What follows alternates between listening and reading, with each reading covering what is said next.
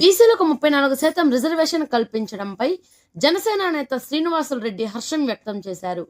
గత ప్రభుత్వాలు ఎన్నో మారినా బీసీలకు తగిన ప్రాధాన్యత ఇవ్వలేదని అన్నారు. కూటమి ప్రభుత్వం బీసీలకు 34% రిజర్వేషన్ కల్పించడంపై అభినందనీయమని పేర్కొన్నారు.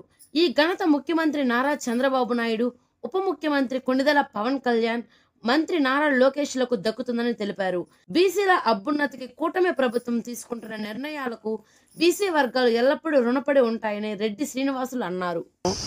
ముఖ్యమంత్రి నారా చంద్రబాబు నాయుడు గారికి కానీ, ఉప ముఖ్యమంత్రి పవన్ కళ్యాణ్ గారికి కానీ, నారా లోకేష్ గారికి కానీ హృదయపూర్వక ధన్యవాదాలు తెలుపుకుంటున్నాం. ఒక బీసీ యువకుడిగా, ఒక గౌడ సామాజిక వర్గానికి చెందినటువంటి ఒక బిడ్డగా మరి ఏ రకంగా ఈ ప్రభుత్వం తీసుకున్నటువంటి నిర్ణయం ఏదైతే ఉందో ఈ ప్రభుత్వానికి జీవితాంతం రుణపడి ఉంటామని చెప్పి ఈ సందర్భంగా తెలియజేసుకుంటున్నాం.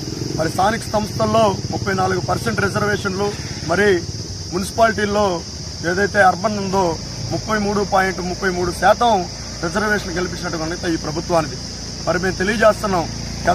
గత వైసీపీ ప్రభుత్వం ఉన్నప్పుడు బీసీలకి ఆ న్యాయం చేశాం, ఈ న్యాయం చేశాం, స్థానిక సంస్థల్లో రిజర్వేషన్లు కల్పించామని చెప్పి ఇచ్చేసినటువంటి గత ప్రభుత్వం ఏమాత్రం బీసీలకు న్యాయం చేసినటువంటి పరిస్థితి లేదు.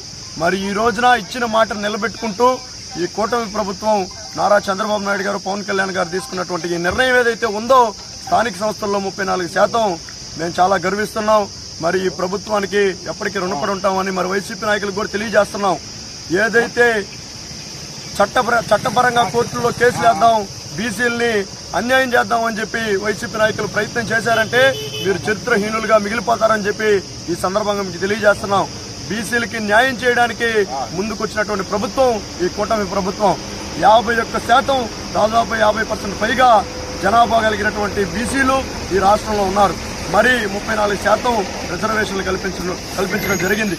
మరి ఈ రకంగా కల్పించినటువంటి ప్రభుత్వానికి ఈ రకంగా ఎదురుపోయి కోర్టుల్లో కేసులేసి ఇబ్బంది పెట్టారంటే మాత్రం ఇది మంచి పద్ధతి కాదు. బీసీలకి న్యాయం చేసింది ఈ ప్రభుత్వం. జై బీసీ, జై హో బీసీ, జై కూటమి ప్రభుత్వం.